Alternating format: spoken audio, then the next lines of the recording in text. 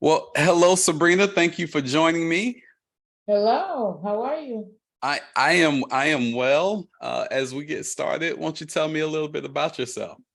I'm a realtor in the DFW area. I'm a mom, I'm a real estate investor, and I'm trying to get into other investments as well. But right now, my focus just real estate, real estate, real estate. Got it. Awesome, awesome. And I just want to go over. This is very relaxed. I just want to go Mhm. over a couple of questions with you, just to inform our audience about what you're doing to be successful, what you're doing in order to do more business even during this downtime, and see how you can affect the business of other realtors and give them Mhm. pointers as Mhm. they navigate through this minefield as well. So, Okay. so, so, talk to me about your journey to becoming a top and successful real estate agent in the DFW area. So the first thing I did was join a team. Whenever you first get into real estate, like you take all of these classes and you think you're going to learn everything and you're done with the classes and it's like, okay, now what? So the first thing I did was join a team, and I joined a really great team where they were passionate about training, and then they were also passionate about their clients. So it made it really easy to connect with this team and align my goals with that team. And they taught me pretty much everything. And as I stepped aside to start, um, taking care of some personal things that were taking up more of my time, I left the team. And then whenever I really dived back into real estate, I just stayed a solo agent. But the first thing that just really gave me a step in the right direction and gave me a really strong push was just joining a team whose goals align. And I've heard people say they've joined teams and I didn't get anything from it, or they were just taking a portion of my commission. There's good teams and there's bad teams. I Okay, happen to join a great team. gotcha. That's great. The importance of the team. I mean, we just Mhm. can't emphasize that enough. And what skills and qualities do you believe are essential for success in real estate? um, so there's a few that I think are going to be helpful. Being able to relate to your client is going to be huge.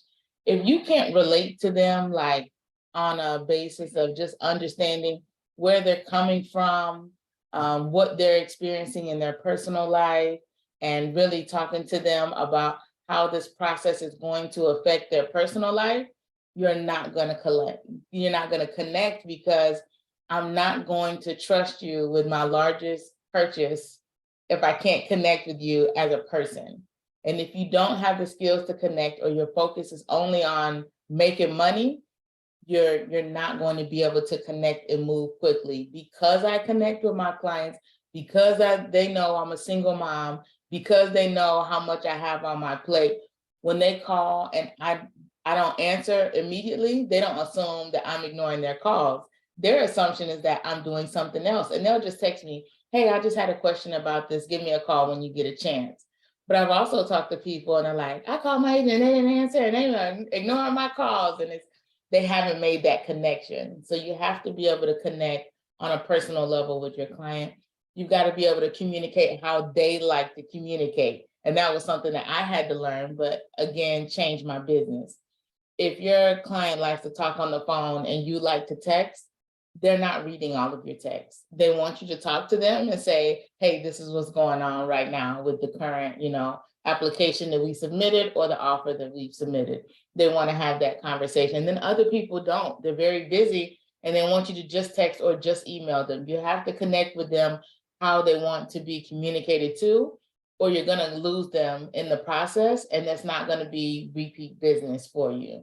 So the communication and just being personable is two of the biggest things I would say are really going to give you that push over the competition. Because some people are just like, they're set in their ways. And I communicate with people through email and through text. I don't take phone calls.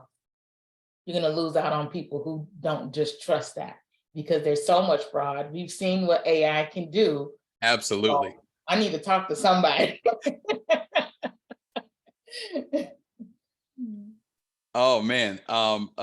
Speaking of AI, I just want to know how are you leveraging AI in your business? Are you utilizing that much at all? How are you leveraging AI? Absolutely. So one, thank you to you for really schooling me on some of that AI and some of the tools that are available.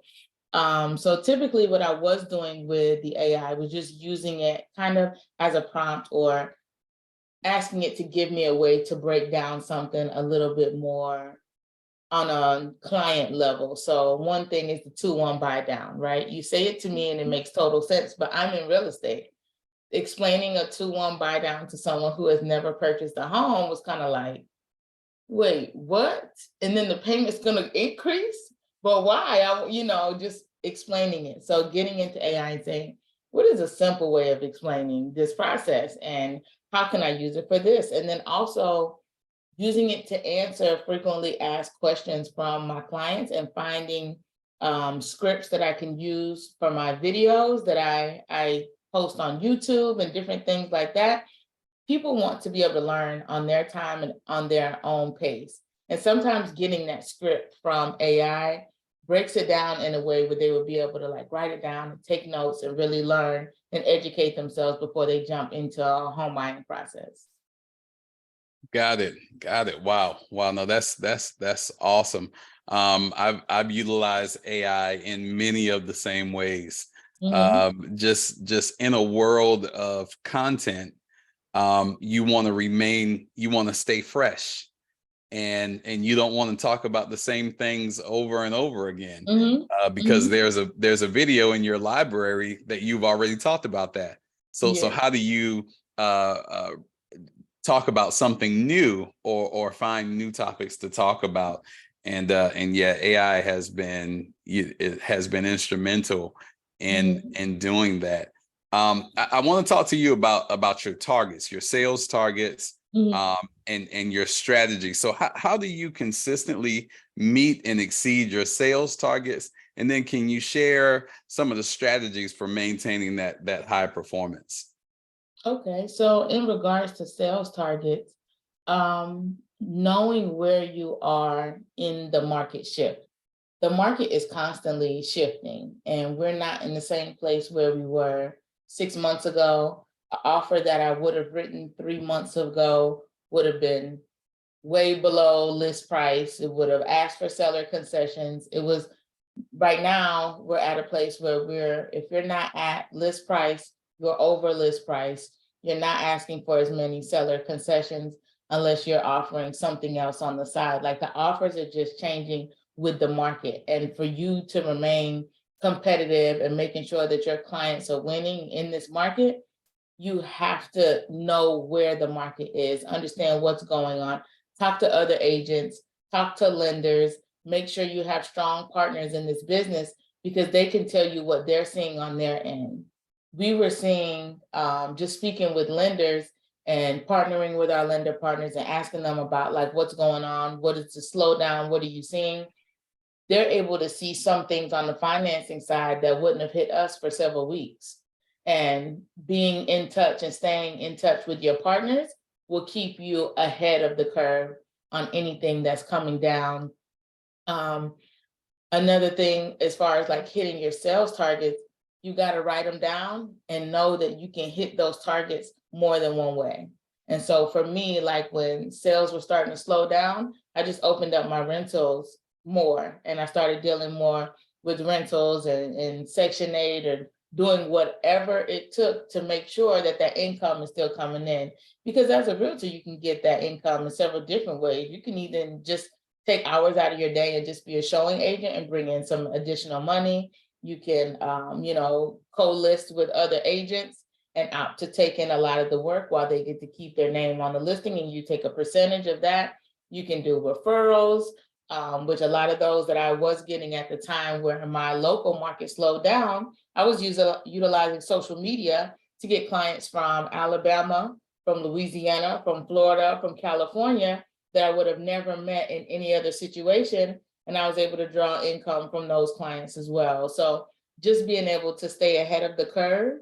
You want to make sure that you're able to utilize everything at your fingertips, including social media, AI, all of those things. And you have to interact with your partners. If title is seeing something that nobody else is seeing, you've got to be ready for that. And in certain areas, the surveys take longer. In certain areas, certain things are just different. And title is able to tell you, hey, as soon as you submit the application, like, hey, just so you know, surveys on our end take a long time. Get with your lender and ask them to request that now. Like just little things so that you can stay ahead of it so that your client is having a smooth transaction and they don't even know this other stuff is going on in the background. So when you work with strong partners and you can stay ahead of that, those clients are going to refer you out because everyone's telling them the nightmare of a transaction that they had. And they don't even know sometimes some of that stuff can be avoided when you get ahead of it. Absolutely, absolutely. And in the breath of not getting ahead of things, because some things are just going to hit you. Yes. No matter what. So can you share an example of a particularly challenging sale or negotiation that you've managed? How did you handle it? How did you overcome?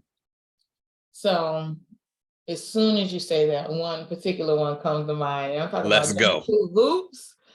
Jumping through hoops. I thought I was at the circus.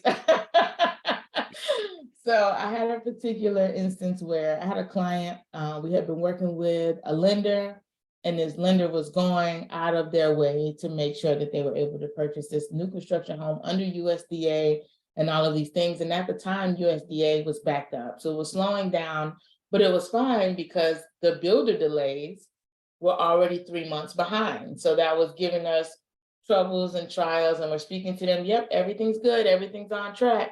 And then 2 weeks later, we get a notification that the build has been pushed out another 4 weeks. The build has been pushed out another 4 weeks. I'm like, hey, what's going on? Is there something wrong? Is there supply shortage? Are there any other homes? Like, can we cannibalize another home and take from this home? This home's not due to be sold until August. Ours is due May. Like, can we have some of those parts? They already have windows, we don't have windows. Like, let's talk about this and why it's the same floor plan, why they would get windows first, just Right. little things and making sure we're staying on top of it. But everything just kept dragging out until we got to the end. They were supposed to close, it got pushed out to like mid-June, and they were supposed to close. And then all of a sudden the builder says, nope, we're ready on like May 21st. Well, the lender has not locked in because you have not sent the lender a closing date. So they have not locked in a rate, even though they're into all these programs, and USDA is basing it on when their close is because they've got tons of files. They have not pushed yours ahead. Well, they're ready to close now. And we're 3 weeks early and the lender is just not ready. And they were like, well, if you can't close by this Friday, we have to close your file and you lose out on this house and you're not getting your earnest money back. Oh, wow. So for us in that situation, like, we spoke all the way up to their highest management and they were like, sorry, this is just what happens in the contract. There's some tiny print that says we can basically do whatever we want when we want, so deal with it. And so what we did to kind of get in their graces was like, well, we'd like to take this off your hands if it sits. Here's how much you're gonna lose. And guess what? Last summer was right in the middle of that market shift. So what you're saying is, I've noticed you've got home sitting. I've noticed you've been pushing a lot more of your homes on the MLS. I noticed this. The market is shifting. So would you rather this home sit or would you rather this? And they were like, well, we'll give you an extra week. And the lender's like, I can't do anything in a week. It's at USDA. It's not even in our hands. There's nothing we can do in a week. And they were like, well, the only way we can push it forward is if you go with our lender. And I was like, that was the game all along. Just say that. Yes. So meanwhile, the client's going through ups and downs and they understand, and we're explaining what's going on along the process and just making sure that I'm being transparent, because sometimes that just adds to the frustration if you don't know what's going on. So just being as transparent as possible. Hey, I spoke with them at this time. I didn't get any additional information, but from what I heard, everything's on track, but we'll see if we receive any delays moving forward. And just staying transparent and on top of it. We did eventually close, but at the end of the day, that builder just wanted us to close with their lender. Yeah. Yeah. Yeah. You can peep the play. Mm-hmm. Yeah. Oh, yeah. Oh, Yeah. yeah. And so now, like going into those transactions, when I deal with that builder, because they're all over DFW, and my story is not the only one with this specific builder. And We are when not saying any names. I'm not saying it, but when I talk to other agents, they're like, oh, yeah, that's just the play. They planned that from the beginning. It was always going to be that way. That last delay is only so that they can bring you in and say, yep, we can move forward, but only with our builder, our lender. So that's the play. And now I know that in advance. So I have my clients pre-underwritten. Like we're going into saying, no, you can't close as fast as we can. We're pre-underwritten, baby. It's already ready. We're ready. Don't try it now. So in a challenging situation, you're going to deal with stress, and real estate is already high pressure. It's high pressure. We wake up every day unemployed for the most part. You got to get out there and you got to get it. So how do you manage the stress and the pressures that come with being a top producer like yourself, while also balancing your life? So I'm going to tell you, it's not always the same. Like I don't always balance it the same. Sometimes I balance it with grace. And other times I balance it with help. And sometimes that's the biggest thing, is like when I'm overwhelmed with something specific, like utilize a transaction coordinator. I can manage people and processes, and I can speak with lenders and all of these things. But when I'm on the go and I'm doing those things and I'm trying to type an email on my tablet, you know how it is typing on a tablet. Absolutely. It is just not, it's even more stressful, and you're trying to move quickly and get a lot done. It's a lot easier for me to call a transaction coordinator and say, hey, I spoke with the inspector. This was clear, that was clear, this was clear. Can you send an email to this person and make sure we get the receipts on those 2 repairs, get this done, get that done, and then download this document to get signed by this person. Like I need that help because I'm in the car and I can't get all of these things done and make it back in time for school pickup. Because Lord knows I'm in school for like 30 minutes a day, it feels like sometimes. So it's hard to get all that done. Sometimes I have to just get help, and utilizing a transaction coordinator is one thing that works for me and my processes so that my clients are neglected when I do get overwhelmed. And then some of it is just preparing them for the stress that comes with purchasing a home. If this is your first home purchase and you don't know that they need 3 vials of blood of your youngest child to get this loan approved, like it takes a lot. And they're asking for this information. Why do they need that? They just need it. They just need it. They just do. And it's a lot of information. And please send that last page. I know it's blank, but send it anyway. It's intentionally left blank for a reason. Send it, okay? So a lot of it is just communicating upfront to reduce that stress for your client. When you're reducing your client stress, it reduces your stress. The more I communicate and share with them and prepare them, you told me this was going to happen, the less calls I have of frantic buyers. They're asking for this and they don't even need this information. I've been divorced for 4 years. Why do they need this information? You knew ahead of time. When you told me you were divorced, I was like, go ahead and dig up them papers. They're most likely going to ask you for them. They're going to want to know this. They're going to want to know about child support, spousal support, any other type of support, anything you spend, any of that, they're going to need to see it. If you think there's something that they won't find, they will find it and something else.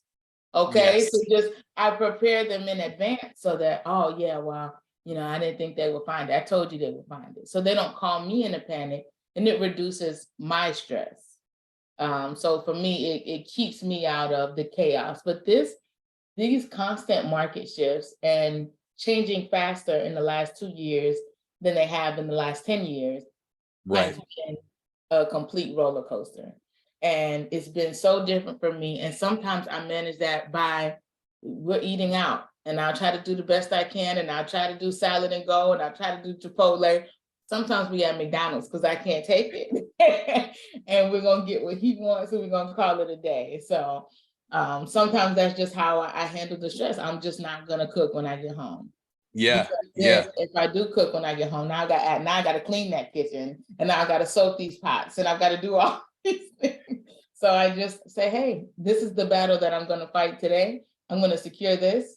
He's going to eat. He will be fine. And I'm going to go home, and there's a bubble bath and play because I can't do too much more. Absolutely. Absolutely. Did you learn the hard way that you were not Superwoman? Yes, yes. And it's so funny. People are like, oh, you're one of those superwomen. I'm not. I gave that cape away a long time ago. And it was tattered and torn when I gave it back. I did. I was finding that big things were being neglected. I was not, when I was managing my work schedule very well, I wasn't managing my personal schedule well. And I was missing things for like my son's school and assignments and, events. They're singing at the school, and a note comes home, we'll see you tonight at the event. I got showing schedule. We can't make it, just different things like that.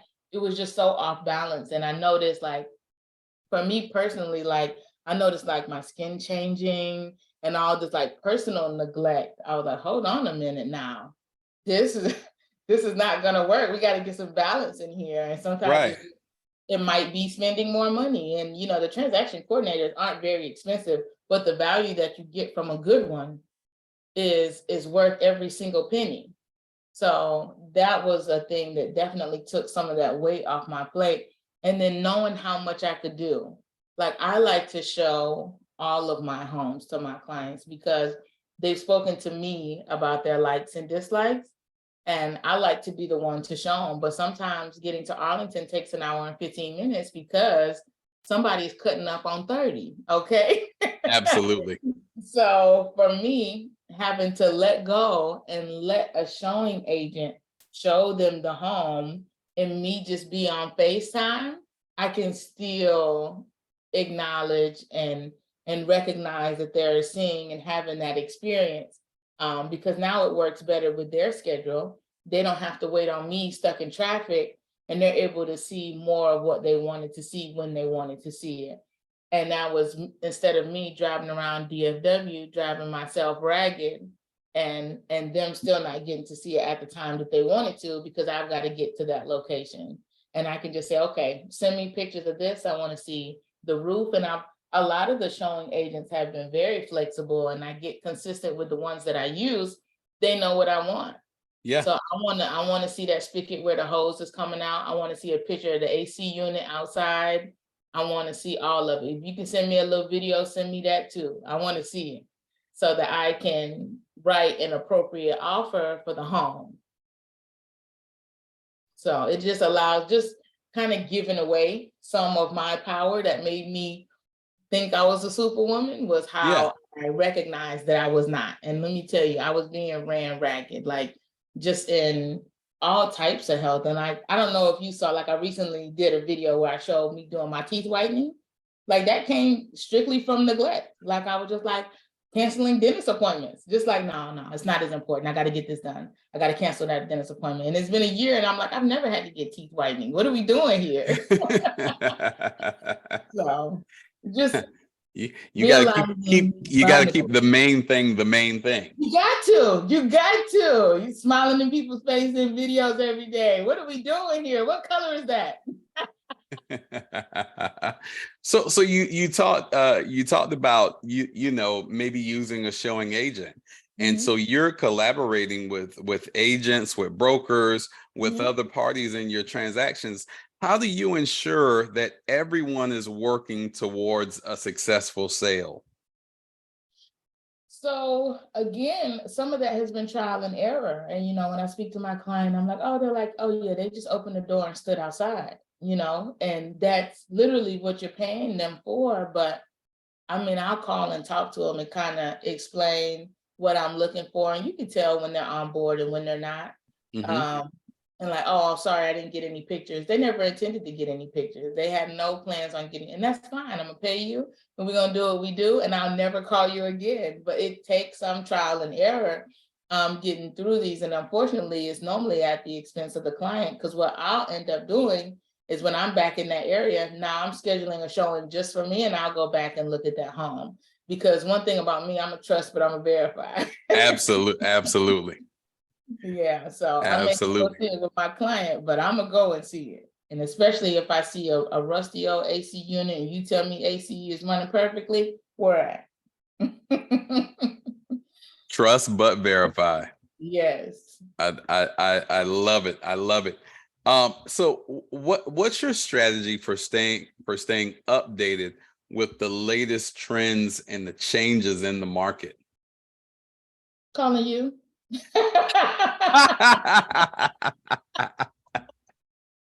I Good call my answer. lenders. I call my lenders because I'm gonna be honest. I feel like it hits the lenders before it hits us. And even what we experienced when the rates did start to change, we had put offers in on homes and people were being edged out of those offers because of the interest rates. But staying in tune, as soon as I heard that from somebody, I called everybody that had something pending. Hey, how is it looking? Like how much are they approved? Are they barely approved? Like, we got to talk about other options, because I don't want them to get edged out of this deal, because at the rate that those interest rates were climbing, it wasn't that they were going to be able to save an extra, $500,000 and come back into the market. It was Right. moving too quickly. So how can we get ahead of it? I literally call my lenders.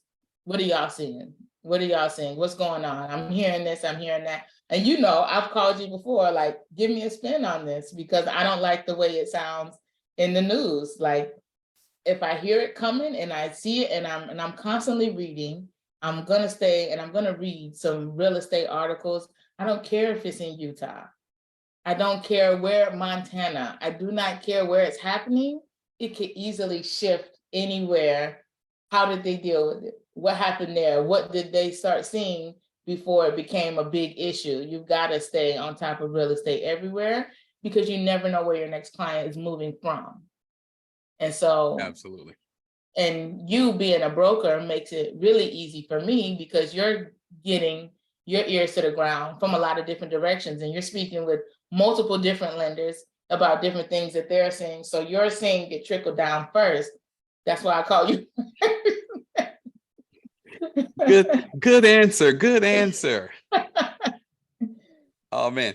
Oh, okay. So can you share a time when you had to make a significant decision that impacted the outcome of the sale or the negotiation? Because right now we're in a market where you've got to compete. Mm-hmm. You've got to have a little something when you're coming to the table with that offer. So give me an example of a significant decision. So this year I had a client, and we went in, we looked at a house that had been sitting on the market for a while.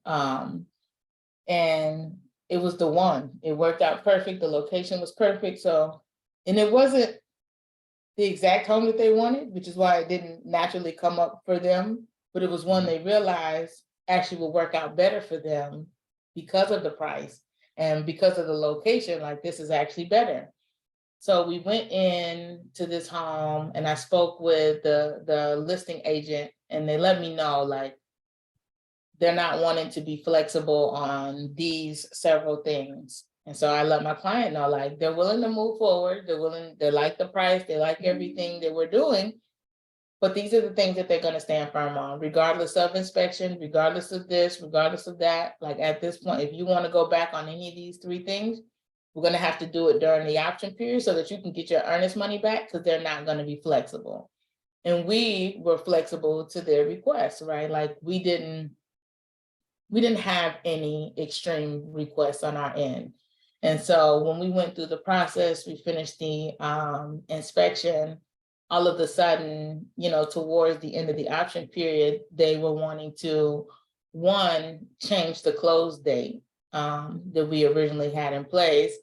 And two, make additional demands. They wanted additional money.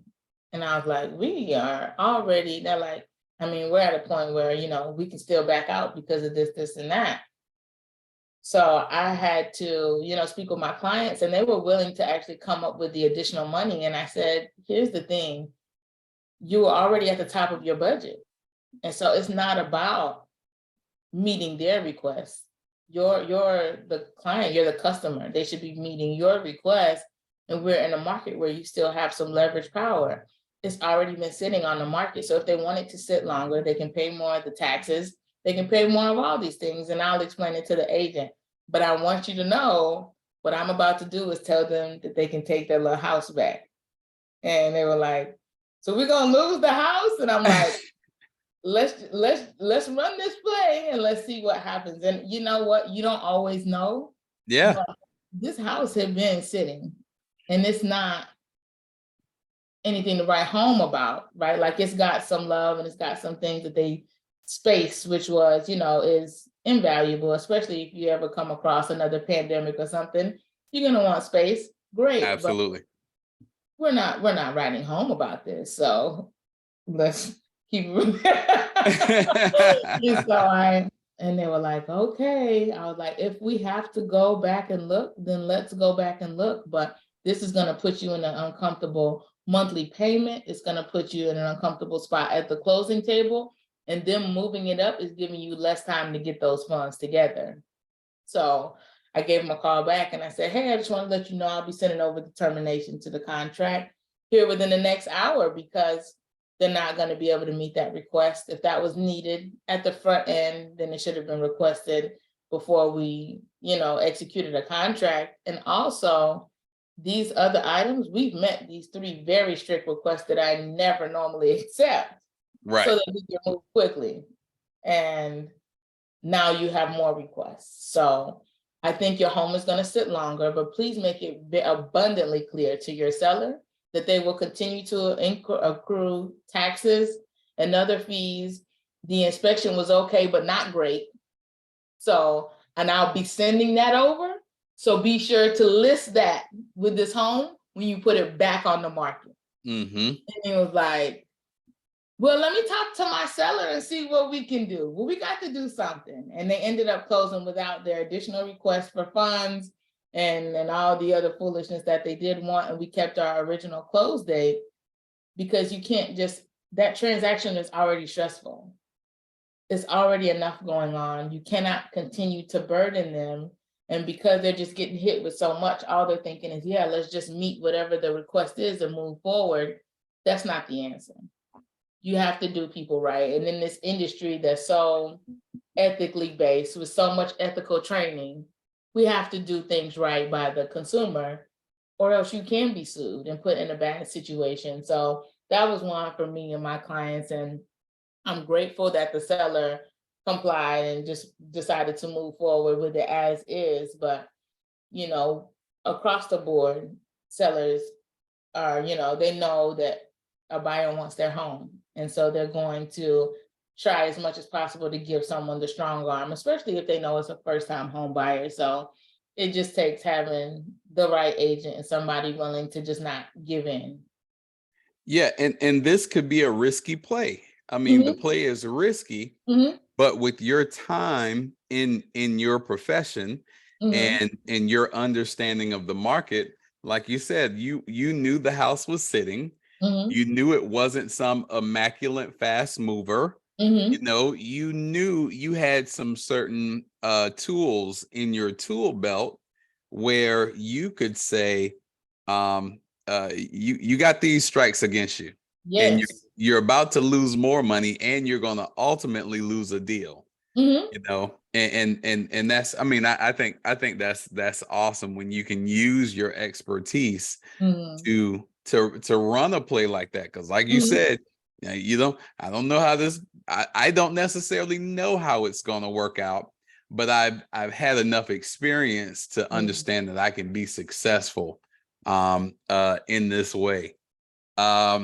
Got it. So I've of course watched your YouTube videos. I'm a subscriber, I hit that like button, not for pity, but because it's good information, Okay, I appreciate um, it. yeah, that you put out. So in a competitive market, how do you balance the creativity and the practicality when it comes to marketing your properties and attracting those buyers? So to be honest, like my social media in the way that I'm using it to educate whoever's in the market, whether it's a buyer or a seller. If you're a seller, I advise you to watch my videos where I'm teaching the buyers, because now you know what buyers are looking for. I'm not making my videos out of my brain. Like, that's not my pure creativity. A lot of those videos come from speaking with someone and it was a concern of theirs, and then me thinking, I bet you this is also a concern for other people, or me getting the same concern several times and just saying, you know what, this needs a video, this needs some content. People are looking for this information and they are misinformed. And I have not even done much with the people who believe that they still need 20% down. And it's still a huge misconception. I have come across someone this year, one of my truck drivers, who was like, I really want to buy, but I don't have my 20% yet. 20% of what? It's still a huge misconception. So the sellers and the buyers need to be utilizing this information to educate themselves so that they can come into their offer strong. And also so that sellers are watching these videos and understanding this is what buyers are looking for. This is where this information is coming from. It's not coming out of the clear blue sky. My creativity comes from interacting with my clients.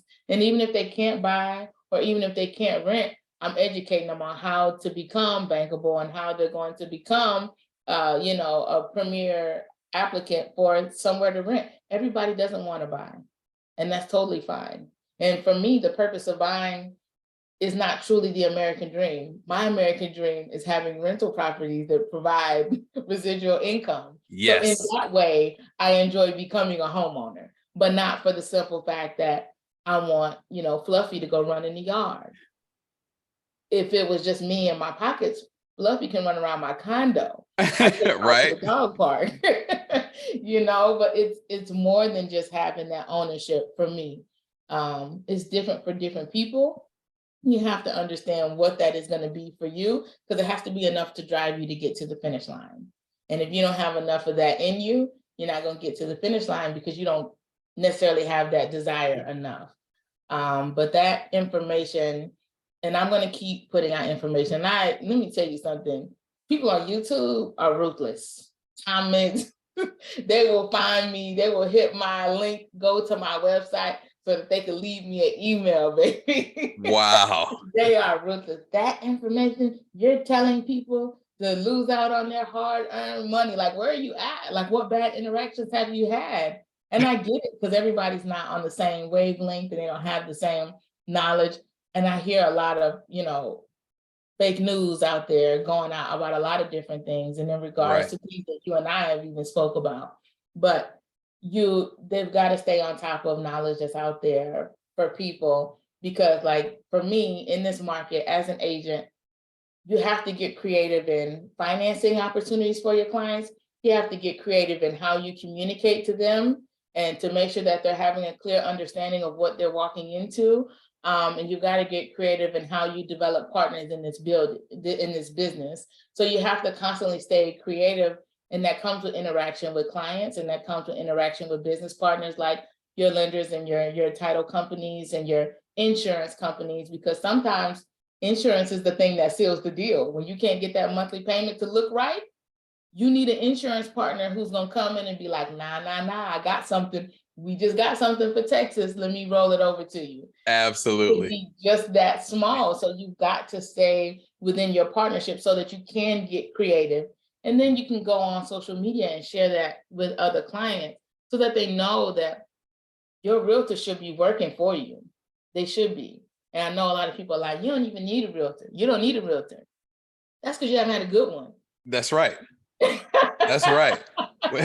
When you get a good one, you're gonna see what you've been missing out on. Yes, there's Like some what? good involved. It was this easy all along. I didn't have to jump through all those hoops because she was willing to jump through the hoops for me. Exactly, exactly. Let me tell you, I got my hoop jumping shoes on. I keep them on because boy, this market will keep you jumping through hoops. I just got an idea for a meme that says I don't have to work out. I jump through enough hoops in real estate. And it's very true. It is very true. And everybody will find a hoop for you to jump through, depending on where you're at in the transaction. But Lord, these taxes that just came through, they've shifted the transactions as well. And then the muds and PIDs, Texas is so heavy on muds and PIDs that it's changing the transactions. Those tax rates have gone up so much. And then they're adding in this new little thing, and it's not super new, right? But they're adding it in more so now, where they're, when you go to sell your home, that community wants a portion of the sale back to contribute to their school district. Wow, this school district, when I put my kids in it, that was my contribution. So you have to say, Oh man, wow. yeah. Wow. Okay.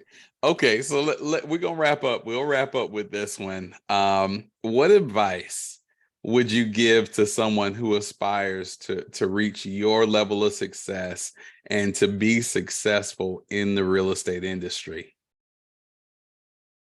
Educate yourself and partner. You have to be willing to go above and beyond and learn. When the first person told me about a 3-2-1 buy down, it was just to push a client in their direction, but I didn't know enough about it. And so I called another lender and I asked about 3-2-1 buy down. And then I learned that there was a 2-1 buy down, right? And then I spoke to you and I found out there was a 1-1 buy down.